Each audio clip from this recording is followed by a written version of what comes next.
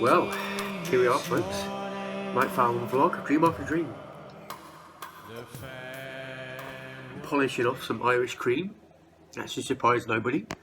We're going to talk about the basic context. Remember, I said on the Cherry Trees vlog that some of the basic ideas, I could see how they stem from the more Baroque,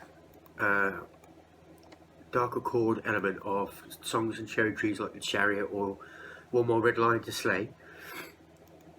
Star Waltz is a whole different kettle of fish, and so is One More Rung and a Ladder to the Moon, but there is a similarity here, and this is also a piece about, much like Cherry Trees, much like One More Rung, about atmosphere, feel, sparseness, and again, half of these songs, I could never do them justice live because they're so sparse, or they're bits of poetry, and there are some, I'll go for the basic context here. Dream After Dream is basically came about because I wrote a single A4 piece of prose and rambling about somebody going after dream, and it's kind of like the film Waking Life, where the dreamer can't awaken, and when he awakens, it's because he realizes he's already dead and he's in a kind of afterlife and he floats off. It's kind of like that, but more personal to me. You'll see the general theme here, and it references back to Dream Cage of the unconscious, and it's about the journey into the unconscious or subconscious, like the shaman's journey, basically, to heal finding parts of soul fragments and healing yourself and becoming whole. And part of the inspiration was the myth of Orpheus and Eurydice, as he goes into the underworld to find his love Eurydice, but he must not turn back because that kills him. So it's about not looking back, joining together the opposite parts of yourself, the female parts, the male parts, the shadow parts, the light parts, allowing them to breathe and become one whole coalescent thing. And that is the journey. There's other elements here, like Dante's Inferno, the Robin Williams film, What Dreams May Come. And the first piece I wrote was actually Dream After Dream. Then I decided to make it into a concept. So I went for The Ruins. But at the time I was playing around with a little riff, guitar riff.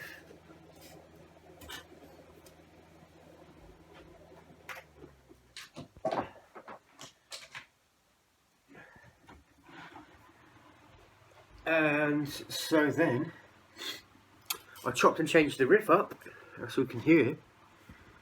And I decided I liked it so much, we're going to make it into a song. And it became the opening song, Descending into the Bowels of the Earth.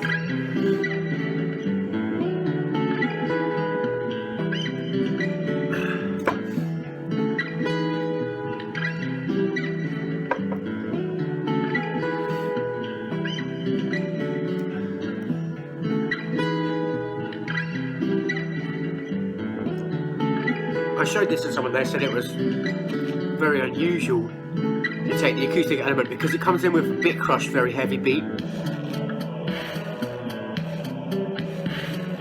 very distorted beat.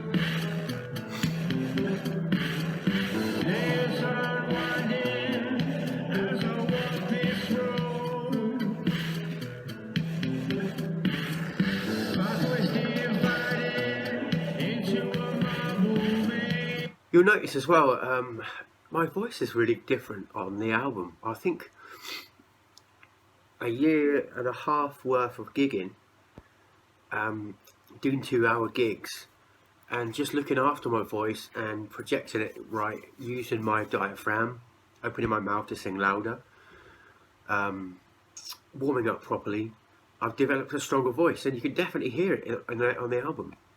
And that's one thing I'm actually very, very proud of.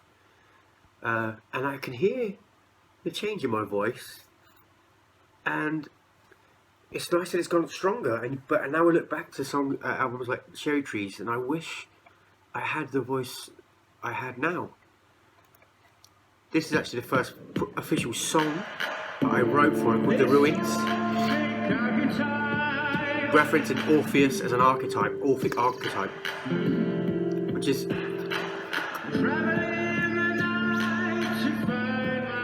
kind of a reference to me in my journey in my own conscious.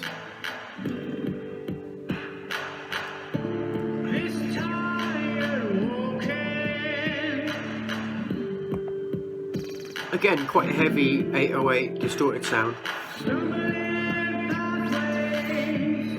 Again, there's some nice vocal on that. Some context to this. That's probably the most obvious. The first two songs are probably the most obvious reference to a journey into the underworld, a shaman's journey, if you like. Then there are ones that are more obscure, more personal. Grey is the Night. There are two things to consider about this one. One is that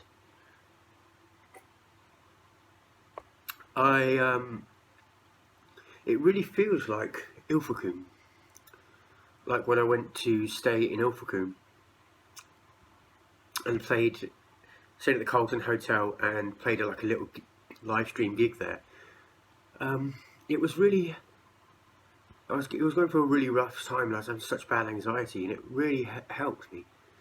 And this kind of reminds me of that, the way it feels. So I took some of the visuals, the Damien Hirst statue, and the general beauty of the place into a kind of film, and I used it as part of the video. The other part of the video is I found a disc of my granddad's VCR, home video footage, and my dad's home video footage of me, my brother, my mum, my dad, my granddad, etc.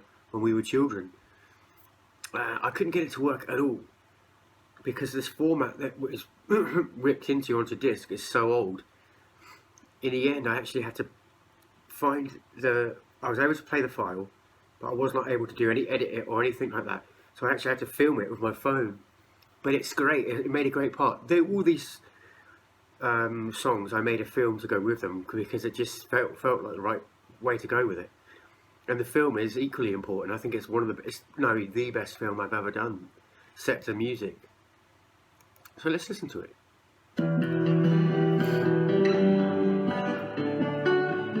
Again, it's going for that thing, Ennio Morricone, Ecstasy of Gold style cowboy chords that I'm obviously obsessed with, that I've referenced before.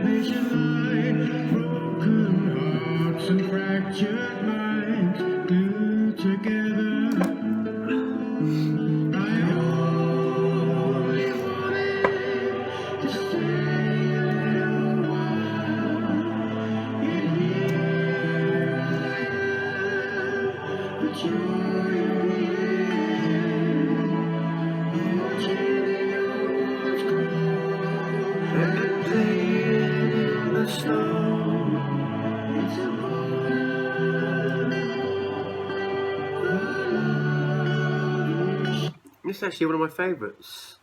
It ends on a weird, goes into 3/4 and key change jam of the cowboy chords, if you want to call them.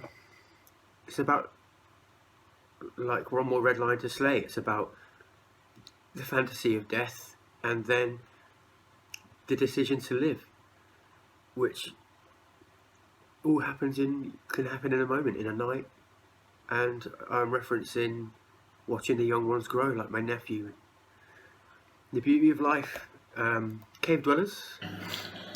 This is a piece of poetry which I just jammed an organ to. Walking this path, already a shambles and ruins. The acid rain fell. This is very Dante's Inferno style. I wandered into the place where the cave goddess dwelt. Finding a place. There were echoes of gold, sunrises, dusks, memories. People were there, kind of lost memories, and where you could claim old memories and reunite with them in a strange place full of caves that seem like something from the moon with pools of acid rain. Why not? That's my brain, right?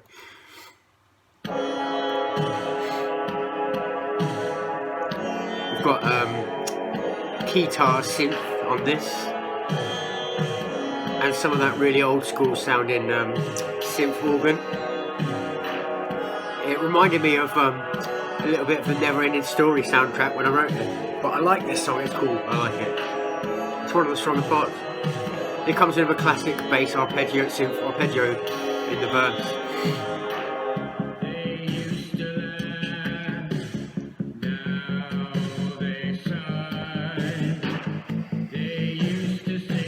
Getting very heavy on the drum.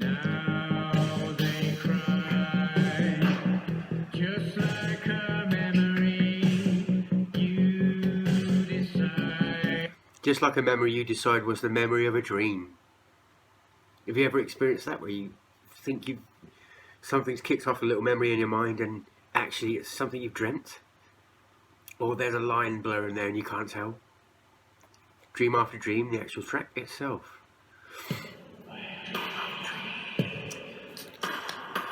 This is really a piece into 3 parts. There's the opening part, the Dream After Dream bit, with one organ drone, some vocal harmonies, basic, and the spooky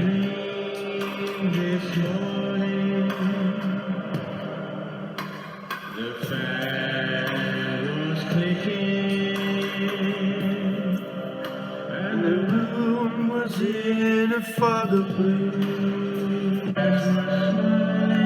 It goes into these weird organ chords, which reminds me of kind of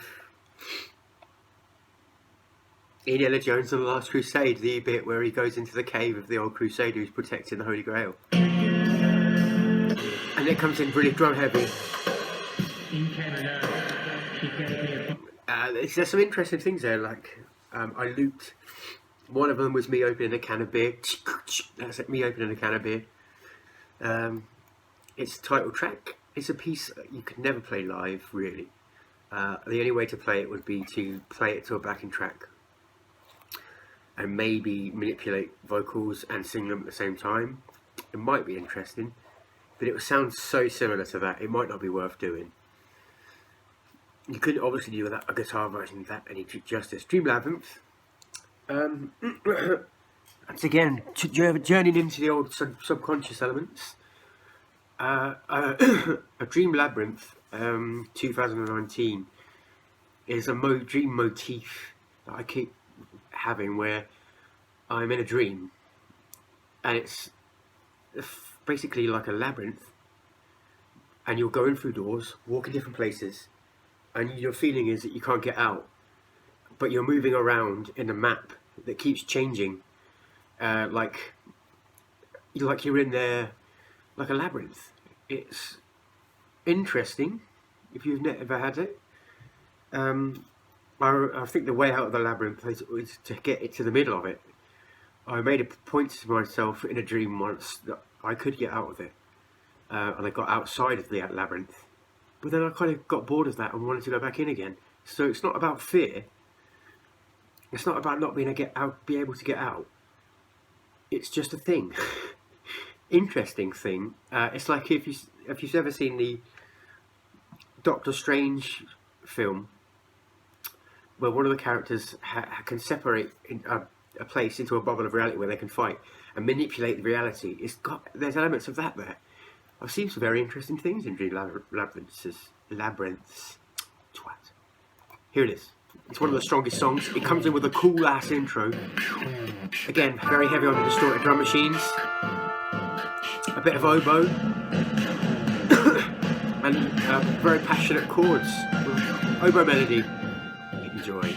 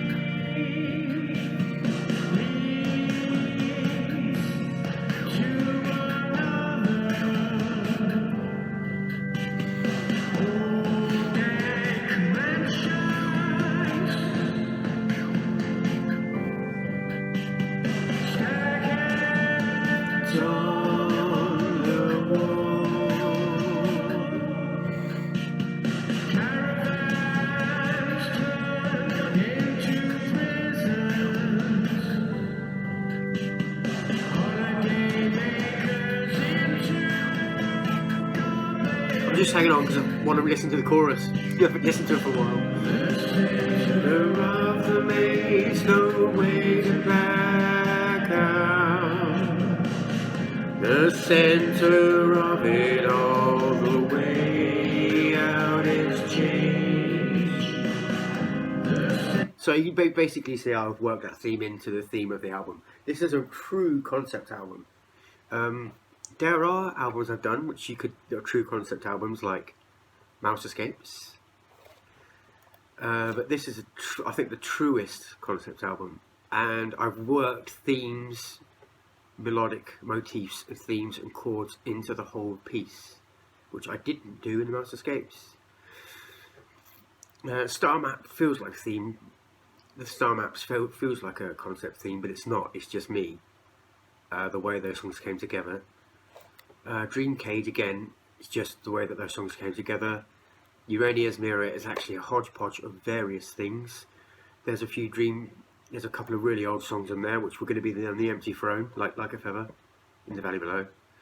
A couple of songs that are supposed to be on Gin Palace, Gathering Dust, and Sad Blue Parade, and then loads of new concepts and ideas which I'd never tried before, kicked off by Orange Lights in the Sky, which is still a great song. I guess next to that would be Cherry Trees. They all feel like they've got themes to me, but not in the strong way that this has. And it feels like this year, and it feels like a statement, and so does the video. I feel like I'm making a strong statement by just releasing this that year, and I feel like I want to let it breathe, and I feel like it's complete, whole. It needs nothing else. It's not like I could go back like I've done before and remixed old songs like The Stalker and enjoyed it. It's great, but it's not like that. I'm not going to come back here and do that. Where it's sparse, it's meant to be sparse. It's got heavy drum machine elements and organ and cello elements. That's how it's meant to be. It came together relatively quickly. It's very minor key, which is fine by me. It's what I wanted it to be. And as I mentioned in the video, an aspect or impetus of it was that in December 2018, for 3 weeks I had the flu and I couldn't get out of bed, and I had all kinds of crazy weird dream experiences and subconscious experiences, most of which I can't remember, but it was powerful and changing. It changed me. And that year, the last few years have been years of growth, lots of growth, and fighting against fear of things like intimacy, failure, and pushing against these things with performancing, doing gigs again when I've lost all faith in playing live, enjoying that, making loads and loads of music, and experiencing things I've never experienced before, which we all grow from. And I thought I was fairly a complete and strong person until I had that experience. And then when I got the job in the bar, it made me realise I've still got a long way to go, and I still think I have got a long way to go. But I've done lots of interesting things, and I've seen and experienced lots of interesting things that only I know about, really. But that's the truth of all human beings. We only see out through our own eyes.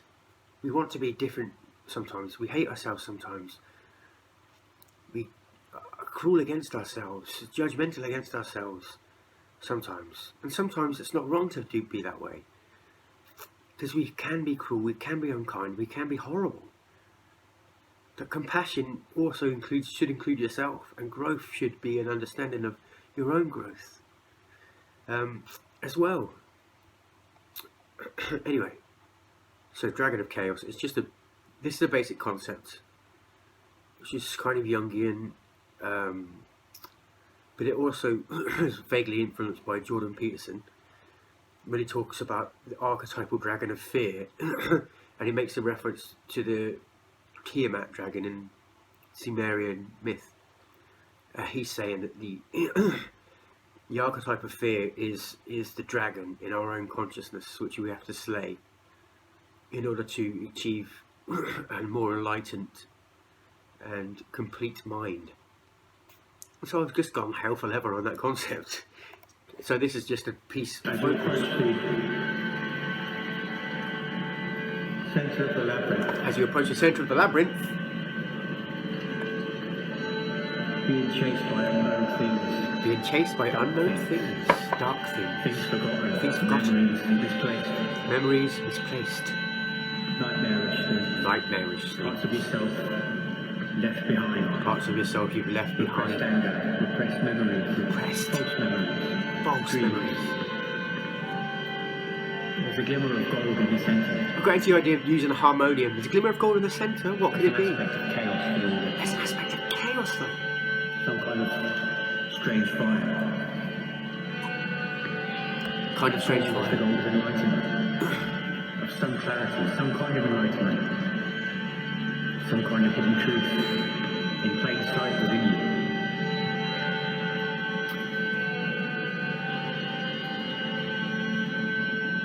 In order to get to that place, perhaps you have to slay the dragon of your chaos. The dragon of chaos. You have to slay the dragon of chaos. Anyway, here's why the next song is kind of like almost proggy. It actually has a guitar solo in it, which I almost never do. It's not in our time or anything, but it's just kind of proggy. It's got a really cool organ intro. Now, I don't honestly know if I could do this justice live either. I've never tried it. But it just wouldn't feel right just with a guitar, I don't think. The verse chords are very simple. It's a very simple song in a way.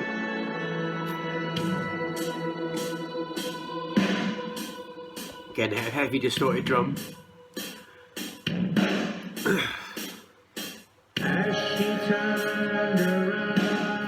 A lot of the drums are I've lowered the bit rate on them, bit crushed them, distorted them, so the distortion is like natural, but it's got its own crisp quality.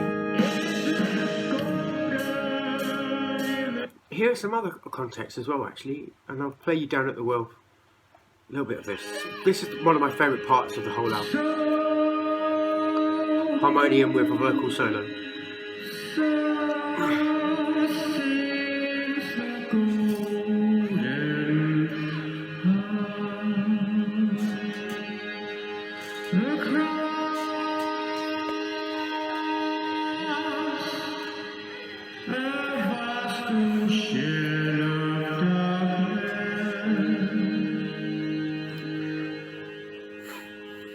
Ready for the blessings of light's fight.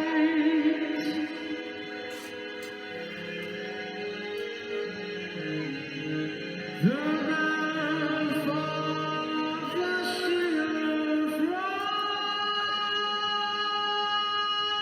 frozen. See, a few years ago, I could not have sung like that. Some context. I would play it all because I love it and I love listening to it, but I'm not going to. It feels a bit self-indulgent to make a vlog where you're just listening to the whole tracks and nodding along like a penguin, like, oh yeah. Obviously, that's not the point of the vlog. The vlog is a retrospective. And the point of the retrospective is to add a kind of clarity for myself, seeing as nobody will watch it anyway, and because it's kind of like a therapy, because so much of my music is deeply personal. And I want to get a context after all this time. This was created last winter and released early spring of 2019. A bit more context on this. Down at the Well, I put a sample of my nephew singing into the microphone, saying Dave, hello Barney, looped it. And then there's my granddad talking, and us as children talking, and at the end they all coalesce. In fact, let's show you. And it was so moving when I first heard that, because my granddad never met my nephew, so to have those two things together on a recording was really special.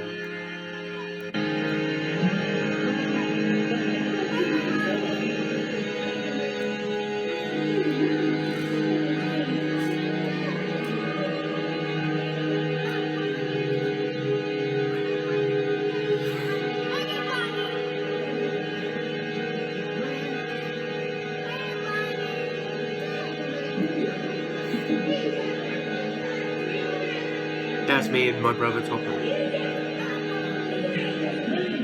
That's my granddad.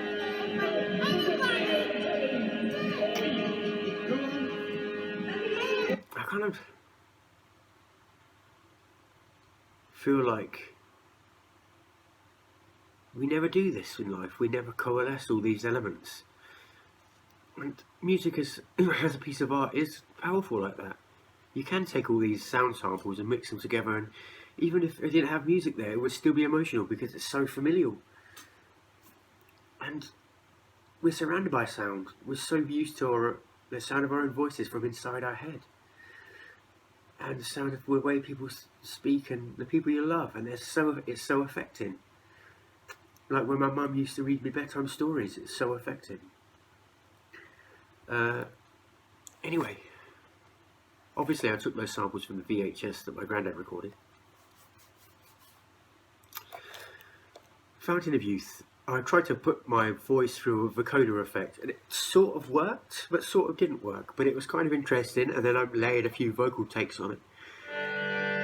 She wept at the well. See, that sounds like there's loads of vocal harmonies, but it's just a vocoder with accordion. I took her in my embrace without a trace of fear. She walks with me, a friend and foe, for better or worse, a blessing and a curse. So now we're talking about the union of the two of the elements of self, the male elements of the self, and the female elements of the self, and the union of the two. And for me, it's always a blonde-haired woman. It always has been in my conscious mind. Not like me, but me, because in my dreams, it's more like I'm quite frivolous and quite yin for a male. I'm quite a yin male. So my female element is quite yang. I'm quite dark, believe it or not, but very smiled. Do you know what I mean? But quite light as well. So I've got those elements. It's not surprising that I'm a healer in a way. I've taken those elements with me and I've projected them out and in. I'm very engaging, I'm very polite, very friendly, extremely caring. So the other element of myself is bold in a way that I'm not bold. I'm very insecure. I'm very unconfident. I've learnt to be confident, or at least to appear confident, but I'm not. I'm very humorous, extremely humorous. But as somebody said, is it a laugh in the darkness? But I am light, extremely light. I love people, love them, love animals, loving person. So you can imagine, I'm not saying that the female aspect is the opposite of those, but where I've repressed certain elements that are naturally there or should be there, they would be present on the female side. So I'm attracted to that. In a sense, I like strong women. In a sense.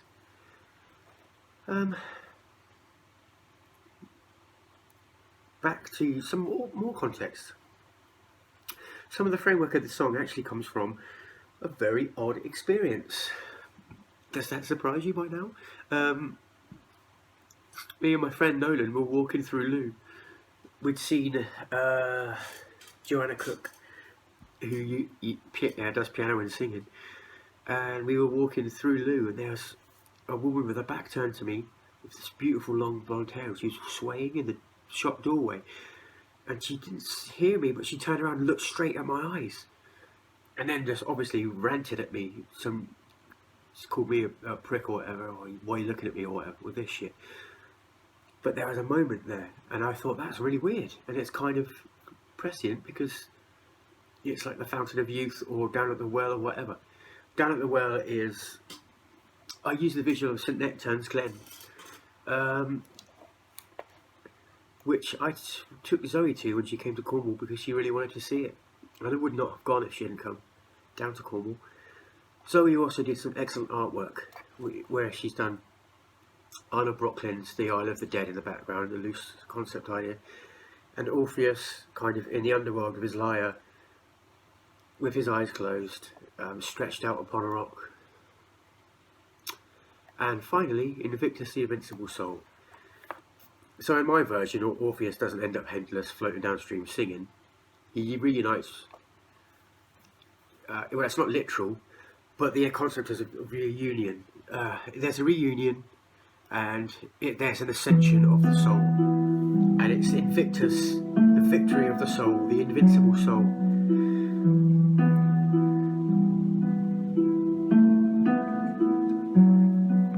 The final victory of the soul. So I've deliberately chosen a harp riff. I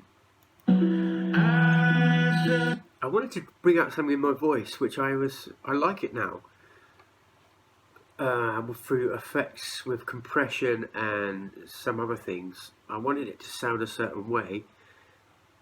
And I wasn't sure if I ruined the vocal performance, because it's quite a good vocal performance. But I actually like it now. It's slightly distorted. Is reborn, the waves crash, golden hair flashes in the wind.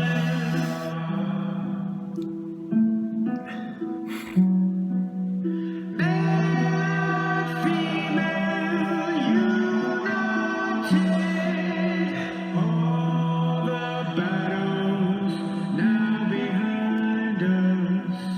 One soul, united with the soul.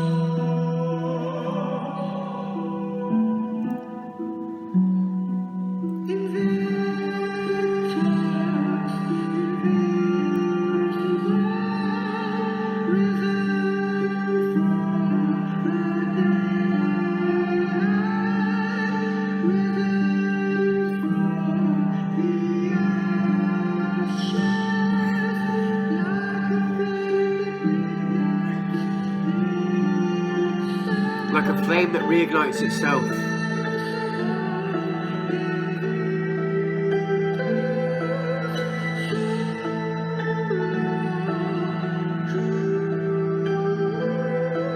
See what I mean? It kind of works. And maybe over hammering it with the compression, but I like it anyway. There's some very high pitch falsetto work on it. And again, you can't do that justice live. It won't sound right on a guitar. So you're really only looking at a few songs that you could play live on here, which is fine. It was the same with Cherry Trees, One More Wrong. It was more about creating the atmosphere and being true to an idea and concept, which I have done. Descending into the Bowers works, The Ruins works, Grey as the Night works, Don't Pretend to Be Small will work, Dream Labyrinth will work. That's it really. It's half an album I could play live with my guitar or a band. The others I wouldn't even attempt, because I just would not do them justice. Once again, it's not a long album. The average song time is quite small. It's about 4 minutes.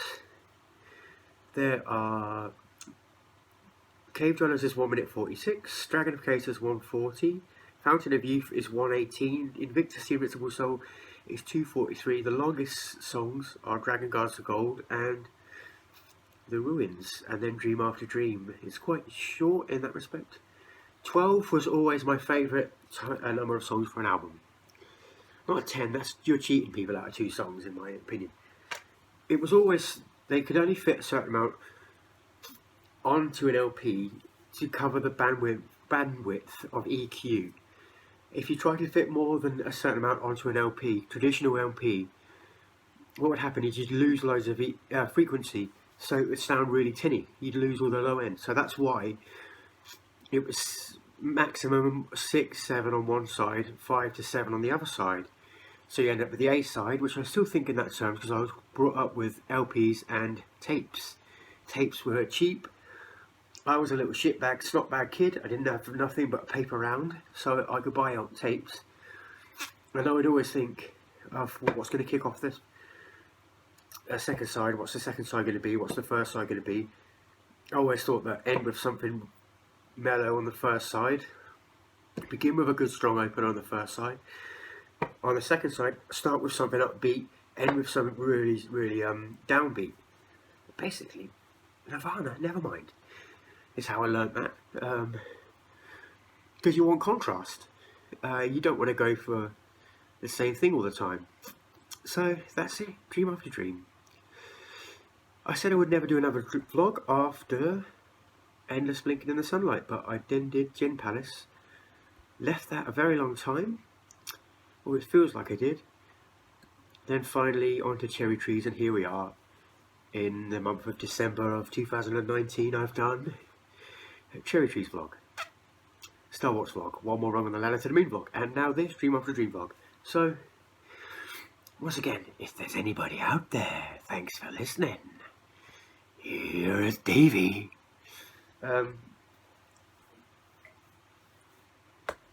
But yeah, I truly thank you if you do listen. Like I said, like a dream after dream, these works are really important to me personally. But I'm not shy, or I don't feel that they need protection. I believe in them. They can be out in the world, it's fine. Every now and then people discover something of mine. That's wonderful. I'm not going to make a massive ad campaign on Facebook or social media because I'm not made of money. And I believe that strong work will cream rises to the top.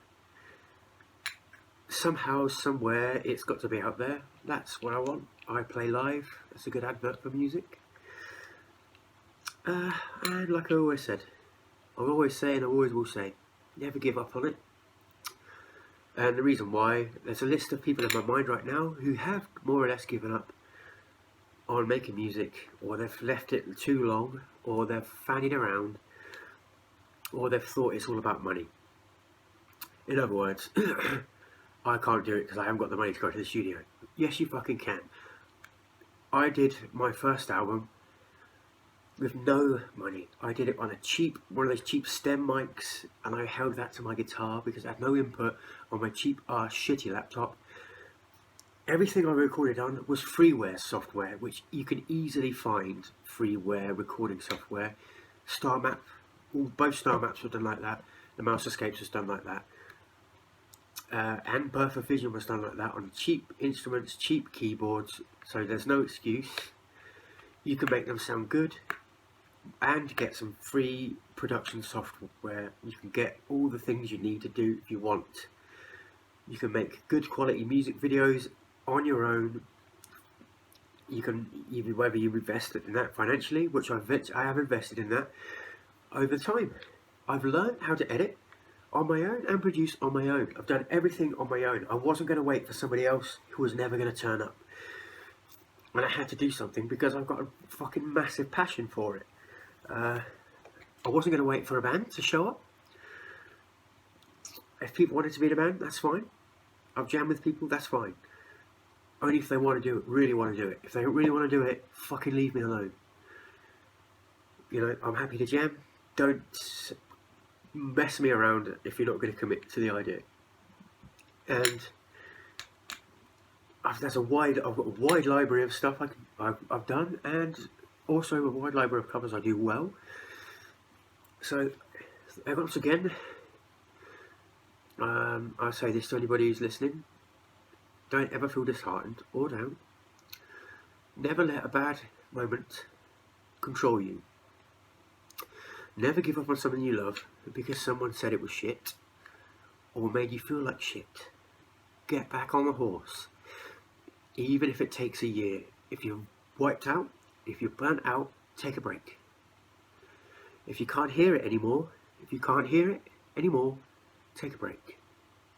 But don't ever take your gift for granted. Don't ever give up. It's such a blessing, and it has been such a blessing to write this music. I don't always understand it. I'm not an egotistical person. I don't always understand what I'm doing. I'm winging it. I'm improvising. I'm turning the cogs in my unconscious. I'm letting my spirit come through. I don't always know. I don't know what the songs are going to come out like, what they're going to be like. That's exciting for me. I get to be the audience member as well. But it's listen. You've only got a finite amount of time to really experience the things you want to experience, and if you love music like me, that's true. So don't let anything drag that down. You don't have to be massively ambitious. You don't have to play the game. You don't have to get drawn into a world of shit or pain or bullshit. You can just play and love music. That's fine. It's art. And anyway, with that, it's going to be New Year soon. A scant amount of days till we're at 2020. The fact that I'm still out here after all these years doing this, I am proud of my tenacity and my ability just to say yes to music. Because once you get that bug in life, there's nothing better. There's never going to be something that's going to come along to top that, I guess. Not for me. And I'm happy with that, really. It's a blessing, and I don't take it for granted. And God bless.